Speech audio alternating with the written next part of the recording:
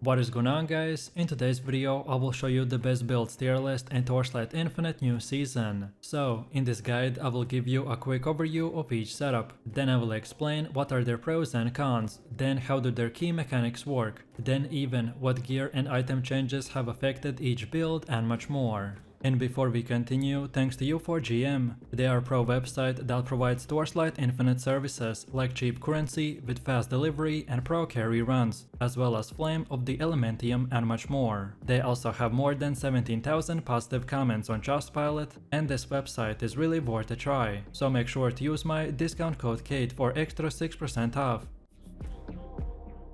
So let's start with the D tier, and first we have the Rehan Seething Spirit build. This setup tries to utilize the Seething Spirits with the Rehan's Rage mechanic. While it can offer decent early clear and interesting synergy with the Rage stacking, it ultimately falls short in both survivability and the late game damage. The playstyle feels clunky and unreliable against tougher bosses, and the scaling does not keep up well with the current season's mods or the gear changes. The gear investment is high but does not yield strong returns, which makes this more of a gimmick than a top tier pick. Next we have the Spider Tank Moto build, which was once a quirky but viable minion setup. However, the latest patch nerfed the core components like the minion's durability and the AI response, which hurt its clear and single target reliability. It's slow for fast mapping and too big for the endgame bosses. While it has some unique flavor and visual appeal, it lacks the damage ceiling or survivability to justify any higher tier. I recommend to only use it if you're deeply into the pet builds and don't mind being underpowered. Next up we have the C tier, and for the first one we have the Youga spacetime elapse. This build plays with the time-based damage over time effects and spacetime zone manipulation. It excels in niche crowd control situations and feels cool to play with its time warp mechanic. However, the burst potential is lacking, and it's often inconsistent against mobile or phase heavy bosses. Some gear tweaks this season have helped its uptime and clarity, but it remains more of a mid-tier experiment.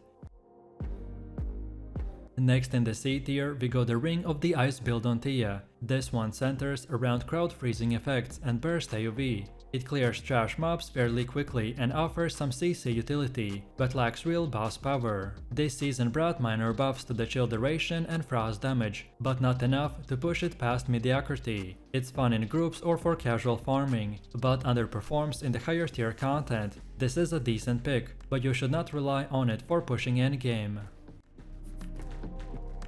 Then next we have B tier, and for the first one we will place the Rosa frostspike. This setup uses the Rosa's nature synergy with the cold projectiles to unleash fast and consistent frostspike barrages. It benefits from improved projectile support this season, which makes its clear speed quite decent. While single target still struggles a bit, the build scalability and affordability will place it comfortably right in the B tier. With the right gear it can be an excellent mapping choice, but still it needs more boss tools to compete with the top tier options. Next we got Rosa Unsullied blade, which is a physical melee hybrid that thrives on bleed and crit synergy. It's satisfying to play once ramped up and offers a good mix of AoV and sustain. Changes to the physical scaling nodes and the bleed affixes have made this more viable, though it still requires investment and careful positioning. It's a good build for melee players who want something slightly off meta, but still strong enough to handle most content. And then for the last B tier build we have the Howling Gale Selena build, which is a wind-based dot setup that focuses on spreading chaos over time. It excels in mobbing scenarios and has great synergy with the curse mods and AoV buffs. It's not quite powerful enough to hit A tier due to its lack of burst and boss pressure, but it's flexible, fun and easy to gear. This season's buffs to elemental layering will help a bit, though it still remains an off meta overall. Next up we have A tier, and first we will place the stalker Erika build, which is a rapid fire crit based character. She shines in fast paced farming with insane mobility and potent aerial clear. The agility scaling mechanics and the critical enhancement this season makes it a highly optimized choice. It's accessible, versatile and capable of handling nearly all content, especially if you fine-tune the gear and positioning. It's slightly less effective in tight boss fights, but still is one of the best all-around builds right now.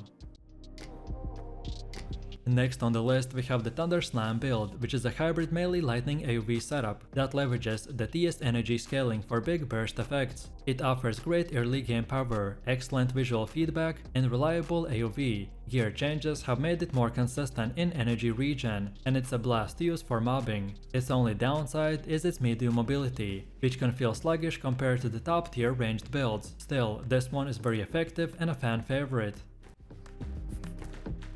Next in the A tier we have the Seething Rehan build, who is all about the rage fueled burst damage. This build will hit like a truck, and recent buffs to the rage generation and attack uptime have brought it up closer to the S tier status. It's especially strong in the boss fights, thanks to its massive burst potential. You will need some investment into survivability and positioning, but once set up right, it's a beast. Clear speed is decent, but the build really shines in a single target takedown. Next up we have Carino Ice Lance build. This high damage high speed caster build will focus on Carino's Ice Lance that pierce enemies with pinpoint accuracy. It scales well with the crit and projectile speed mods, and got some love this season with the code scaling changes. It's flashy, responsive, and can perform in both mobbing and boss content. However, squishiness is still an issue, so glass cannon playstyle is required. He's amazing for damage and fun, just remember, don't get hit.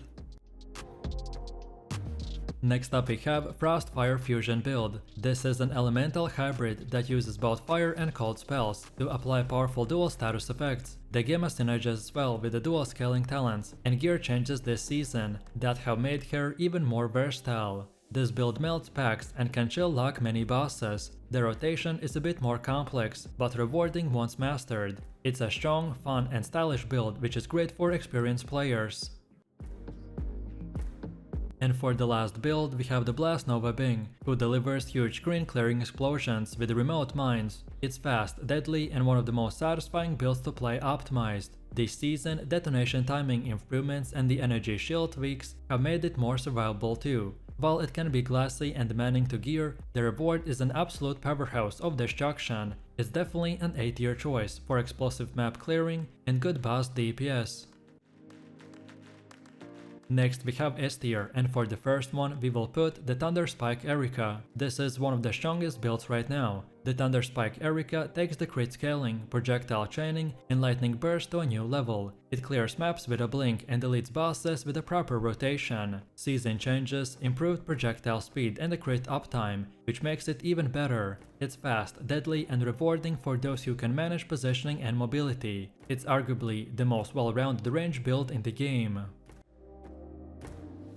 Next in the S tier we have the Rehan Whirlwind build. This is my favorite, as the Whirlwind Rehan will combine high mobility with rage-powered melee cleave. With rage scaling buffs and the weapon affix changes, he is tanky, simple, and brutally effective. No matter if you're farming or bossing, this build gets the job done. It's especially good for solo players looking for one build that does it all. It's reliable, satisfying, and always a top tier meta choice.